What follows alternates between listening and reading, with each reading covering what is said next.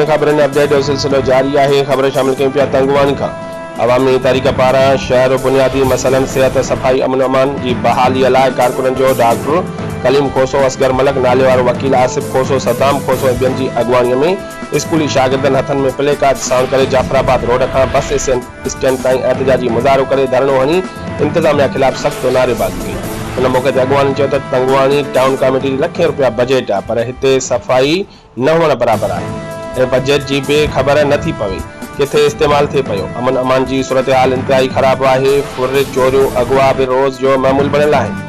कोई पुछण वारो ना है। अस्पताल में गरीबन लाइ इलाज की सहूलियत ना है। गरीब बीमारियों में तड़पी तड़पी फोत थी वजन था, पर एक गोरी भी नथी मिली।